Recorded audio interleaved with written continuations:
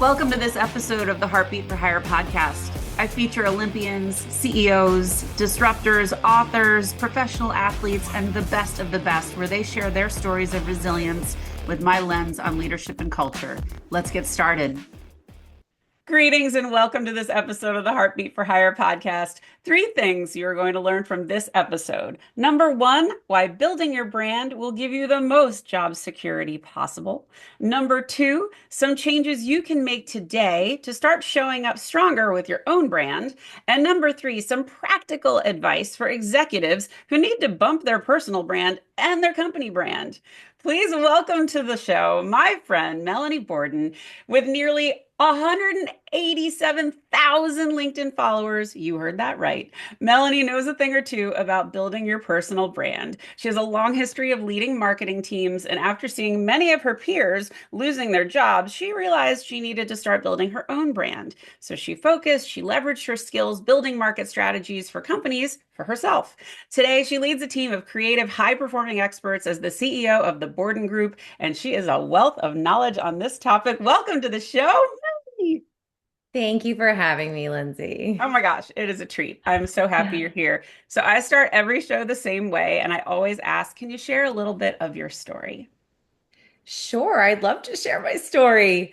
So, the whole LinkedIn thing just kind of happened. I say it happened. It didn't really happen overnight, No. but it really started due to the fact that I had a fear of putting myself out there, Mm. and I did not like social media at all, like at all.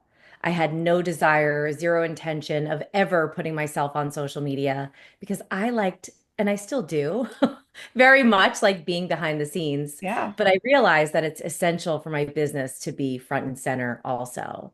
And so during the pandemic, I saw so much change like we all did. And Oh I yeah. realized that it was essential for me to kind of step out behind the curtain and start being active. And I just relentlessly, obsessively started posting on LinkedIn, just documenting everything that I was experiencing, my day to day. And I ultimately, years later, built this network. I built a business and so forth. But my career started in marketing. Yeah. And that's really the baseline for everything I do.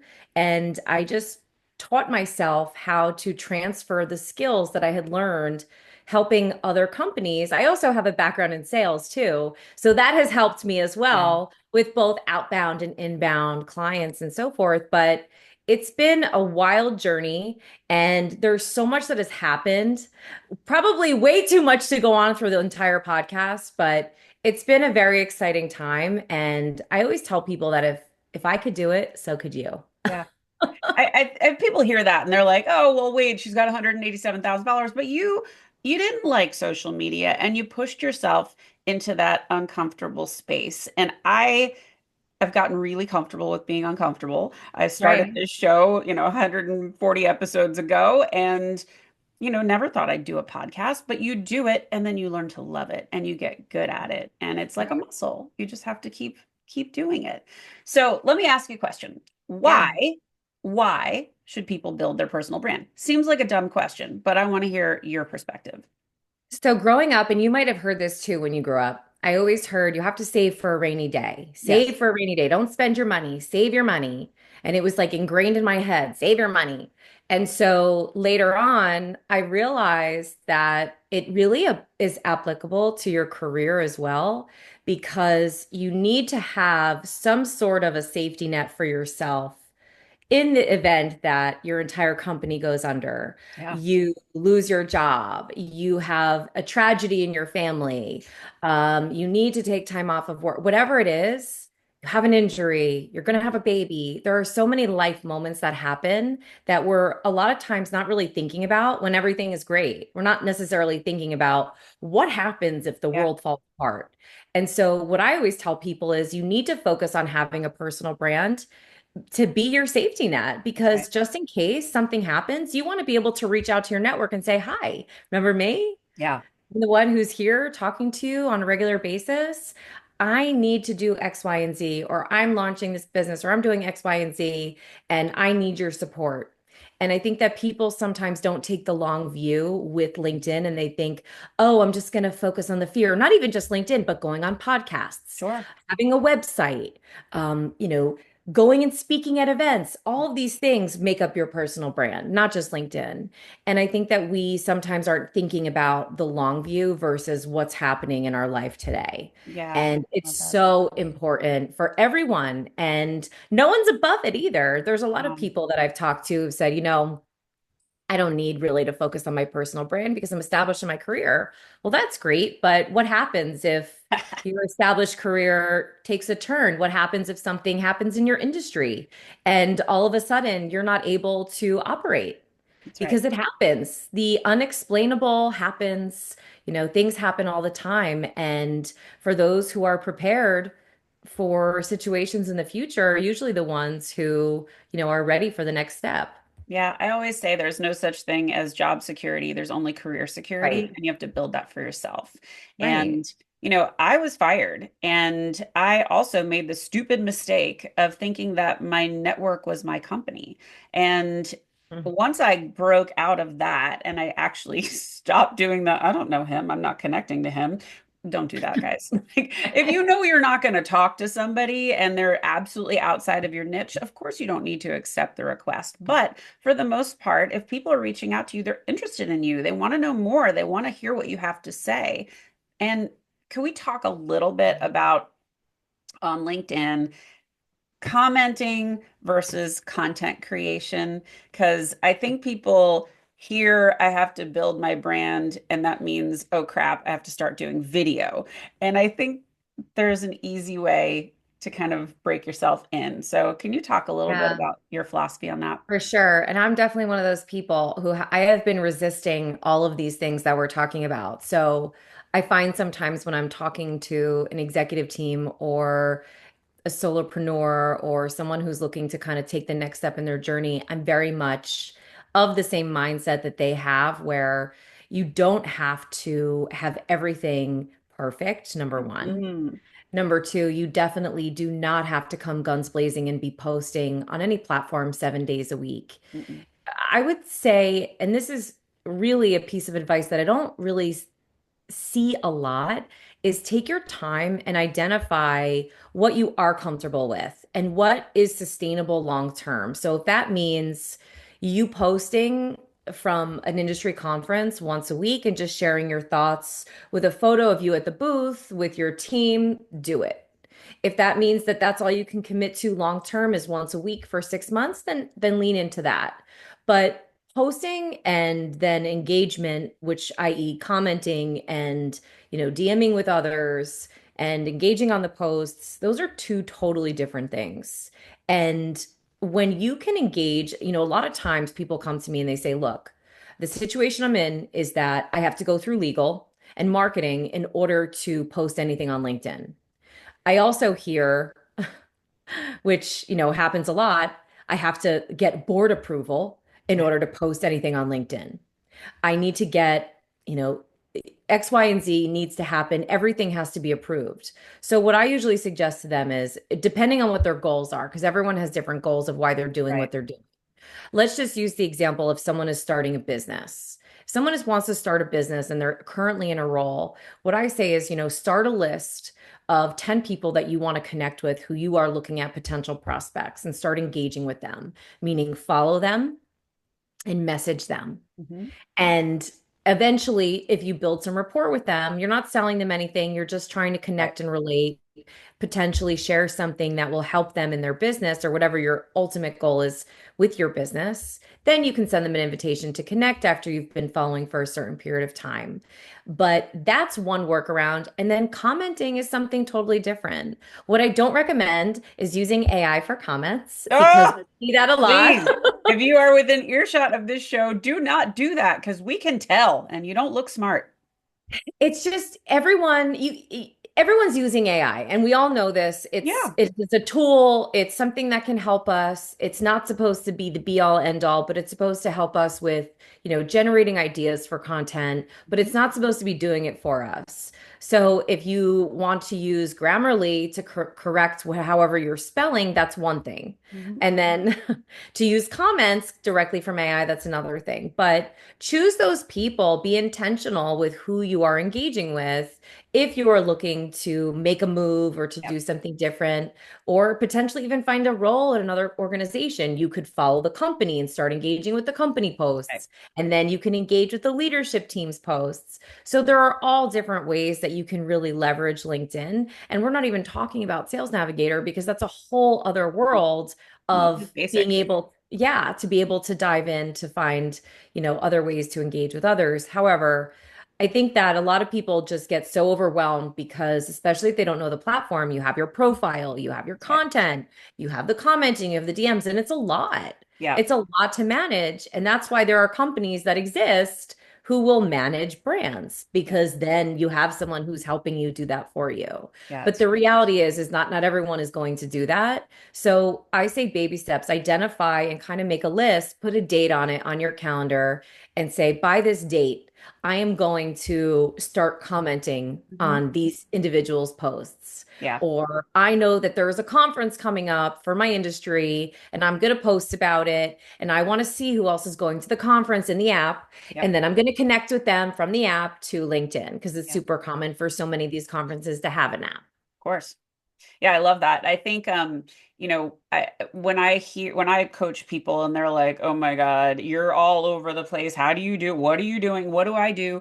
I'm like, "Just start small." And one of the things I love to recommend is go write 3 recommendations of someone you respect, either a peer, a manager, a partner, a client, a friend. Go write a beautiful recommendation. And what will happen is, first of all, that looks really good on you. But Mhm. it also is really great for the recipient, and the recipient will likely be so overwhelmed and so touched, they will turn around and write you one in return. And that little positive momentum, that little exchange, kind of gives you a little wind in your sails to go and comment some more. And if you are listening to the show, do not comment, "Great post." You're not adding any value.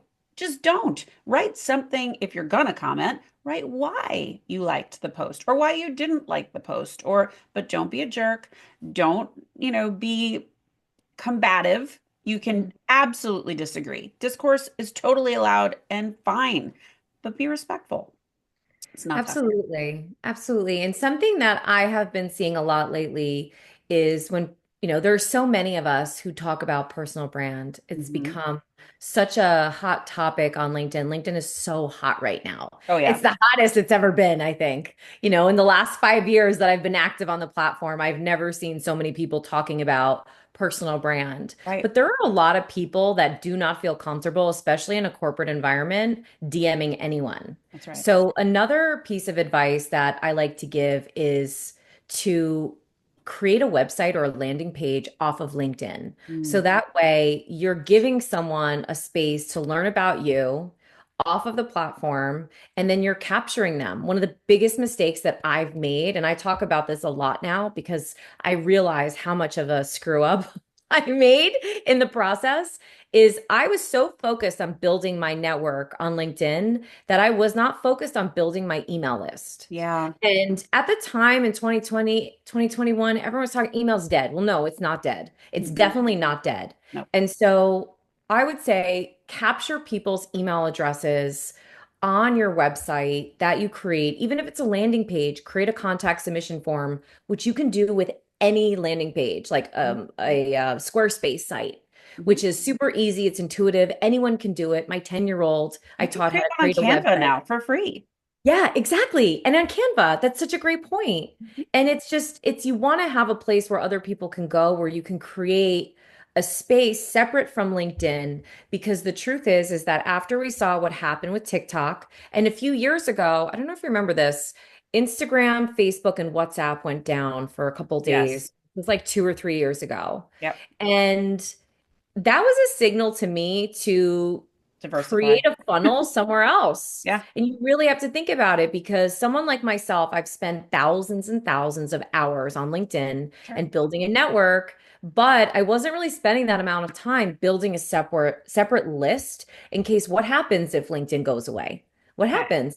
I wasn't spending totally the agree. time thinking about it. And it was such a massive fuck up on my part. Yeah. Like it was just so dumb that I didn't do that. So I'm always telling my clients now, you need to have that's another safety net that you need to think about in addition to your career safety net. Yeah, and I think it's tricky too. Like if you do a LinkedIn newsletter, you can't export the subscribers from your Right. LinkedIn newsletter. So that's why you want Correct. to capture them in your email so you have them on your email list. Yeah. So you can't Correct. always get people off LinkedIn, but you sure should Yeah. try.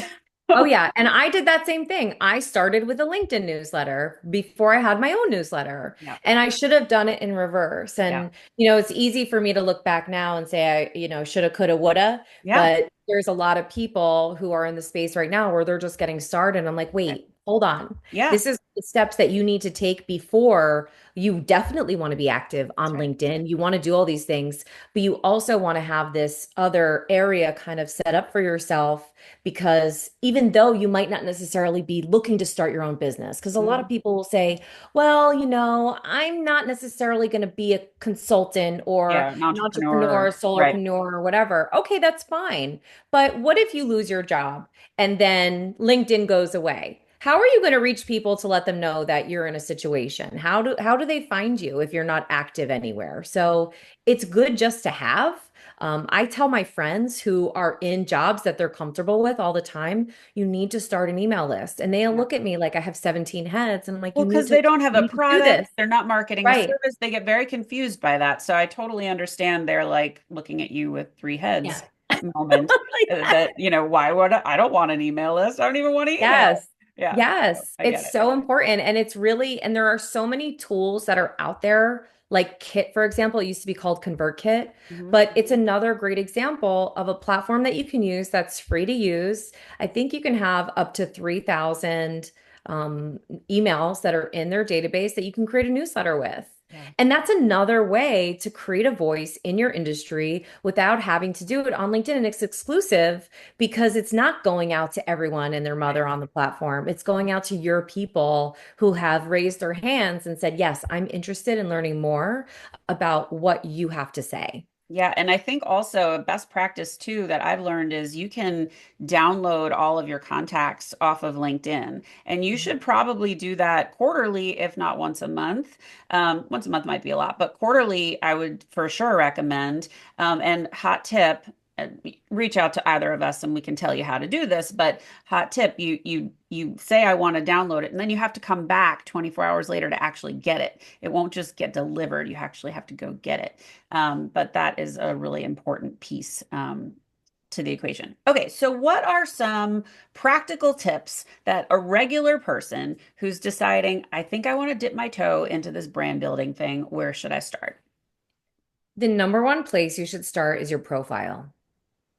And in my opinion, I think your profile is more important than your content and the commenting Agreed. because it reflects who you are. It reflects your career. It's no longer a CV or a resume. It's a place for you to be able to differentiate yourself. And there are people who work for companies that want to be aligned with their company brand. And you can reach out to marketing and say, I'm looking to update my LinkedIn profile, which I'm sure the company would be thrilled about. Most of them, anyway, would be Right. happy. And I would like the banners that you have on the company LinkedIn page. I would like those assets, or maybe they have a book of assets that you can pull from and you can choose one that speaks to you. So, number one is your profile. And I would say make sure that you have a photo that's recent within the last Yes. months, that's relevant. It looks like you. You'd be Not surprised. sunglasses, no hat, and be friendly. Like, don't Yes. have this mean face because no one will want to talk to you if you look like a Right. And serial killer. make your profile public because a lot of times what I see are people who have profiles and I So, don't see their photo because they have their profile private. So if you have a goal, go into your settings and make sure that you are set to public. yeah, And it's something that a lot of people don't even realize that they're not set to public. I see They it a want to see lot. your face. Yeah. Listen, there are a lot of people that say use photos of your family, your dog, do whatever. I mean, listen, that's cool if that's what you want. Why not lean into it? But I personally, I want to see the person. I want to Yeah. see your face. I Yeah, want to I see it agree. zoomed in. I want to see what you look like, especially if someone I'm going to be working with. I'd like to see what you look like. And make sure that your work history is linked to those company pages that you worked at. Mm. That's another big miss that I see is a lot of times people have the little boxes next to their work Yep. because they didn't link their company to their page. Yeah, So that's that's a good something one. that's really easy and it's an easy win too for branding. You can have the school you went to and the company that you're currently working at right on your banner, Mhm. which gives someone a sense of who you are from the time they come onto your page. And I think other people should remember too that it's your LinkedIn page. Your company doesn't Right. own your LinkedIn page. It's Right. yours. And you don't have to use a company banner. You can build your own on Canva. Absolutely. I know Melanie has banners that you can buy from her. There's a lot you can do for free out there, but when you're Googled, Absolutely. that's what comes up. So it's probably going to come up before a website. So at least make it look like a landing page and make it look like like people can figure out who you are. And Right. it might be lovely to have a landscape picture or a beautiful mountain or a sunset for your banner, but you're wasting precious space. It's not Right. telling us anything other than you like a pretty picture. Right. And I will tell you that when I first started, a lot of people forget that at one point everyone starts from somewhere. Right. And I remember when I started, I was going more of I was wearing in my profile photo, I was wearing a purple dress. So I wanted to have purple flowers behind Hmm. me. And I remember like having like looking up lilacs on Google and finding images and putting the image of lilacs on my profile. That didn't speak to anything, but I really wasn't sure what I was doing yet. And I didn't really, meaning on the platform, I didn't know how to really maximize it. But a great thing you can do with your banner is if you're working for someone else, you could always have in your banner some sort of social proof. And this is a great one. And going to your point about recommendations, if you're not looking for something or if you're really trying to set yourself up for the future, really talking about what other people say about you is a great way for Love that. people to understand who you are. And as someone who's a current employee, you have recommendations, or if you don't, go ask somebody to write a recommendation for you that you can then put in your banner about you. To me, I think that that's one of the smartest ways to kind of share who you are Yeah. and what you do, because it will give a sense of what you do and who you do it for and who works with you. Hmm. Well, let's shift into executives because Yeah. I think there's a big miss, and I see this from when I'm working with CEOs and C-suites that they pay zero attention or minimal attention to their LinkedIn profile, and they're missing a really big opportunity. So, talk about your philosophy with executives and posting versus not, because I know what I think, but I want to hear what you think. All right, I'll tell a story because I think this is one of Go the for best it. ways to explain it. So, a couple years ago, a client came to me who is a partner of an engineering firm that's based out of Kentucky. And I'm not going to use his name because he didn't give me permission, although I'm sure he will love to hear that I used him as an example on this podcast, which I'll share with him later. So he had come to me and he was really looking to do a few things with the platform. Number one, he was really looking to bring in new talent to his firm. He was also looking to retain the existing talent. They have an unbelievable culture at his organization. And I'm not just saying that because he's a client. I've Oh, so witnessed good. it and I've really never experienced anything like it. Oh, And love it's that. just, it's unbelievable from, how everyone interacts with each other and how he interacts with his team and the constant development and growth that's happening in the firm. So, anyways, he also is looking down the road as to where he's going to be in 10 years and 5 years. And he's starting the process of, segueing into the next phase of his life. And he realized that he needed to build up his network and to create visibility for his firm. And at first, a lot of people didn't really understand what he was doing because he's very active on LinkedIn now. He posts a lot, his profile is optimized, and it's been so wild to see the growth, number one, that his firm has had. So when I first started engaging with them, they had about 145, 150 employees. They're over 200 employees right now, and our anniversary is coming up in about a month. And it's wild to see they opened up another office, So good. and his employees are active now on the platform, creating more visibility in their industry, in their space, to the work that they're doing when the other firms that are out there are kind of Not doing it. sleeping. They Yep. don't know what they're doing. They're not necessarily, it's very hard to go to market and scale as a company and employees who want to do it. But Yeah. what he's doing is he's leading by example. So you can never get your company to do it by force. It never works. I've seen it Mm-mm. happen so many times Mm-mm. with different companies where they come in and they say, this is what we're doing. They don't have any buy-in. The leadership team sometimes isn't bought in either. Mm-mm. And it creates a lot of chaos, and it creates division, and it creates resentment, and it creates issues. It creates job loss. It creates so many problems that don't need to exist, Yeah. all because the leader of the team could have just taken the step first to show by example what they're doing. And Mm-hmm. slowly but surely, the team will follow, the ones who want to raise their hand. And I think that there's a mindset that a lot of leaders have that if their team is active on LinkedIn, that they're going to leave. But isn't the That whole is such point? an old school It is. mentality. So, guys, if you hear that, that is done. We don't do that anymore. This is establishing your area of expertise. And I actually that happened to me. I was speaking to a company and I said, I do a LinkedIn workshop for executives. Do you want me to do one for you? And she goes, well, I don't want them to leave, so no. And I went, oh, honey, that's just not how it works anymore. I So know, yeah, but it's so common still. I mean, it's crazy. just education. Yeah.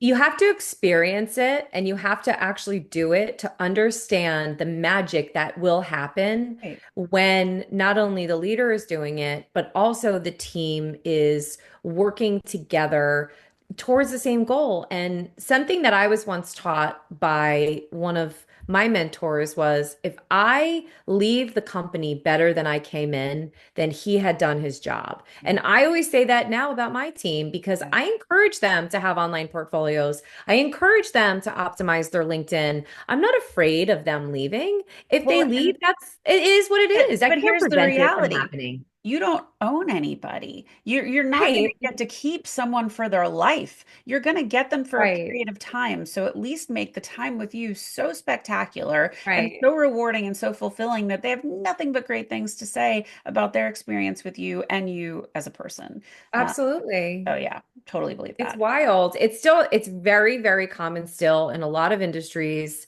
And I always tell like it's not the type of thing that you're going to see instant ROI from the second you start doing it. Now, can it happen? Absolutely. Yeah. It absolutely can because it's all about timing and being in the right place at the right time for that person who needs you right now. Mhm. However, it can also create other types of situations that you didn't even know would exist. It creates opportunities for podcasts. That's how I got into podcast guesting. Yeah. I wasn't even thinking about podcasting when I was first starting out and thinking about my career and my brand. And now I've been on over 100 podcasts over the last Yeah. 5 years Yeah. just because of the fact that people see my posts and they want me to come onto their show. Yeah. But I'm not unique. This isn't something special. This is something that anybody can do in any industry, in anything that they're doing.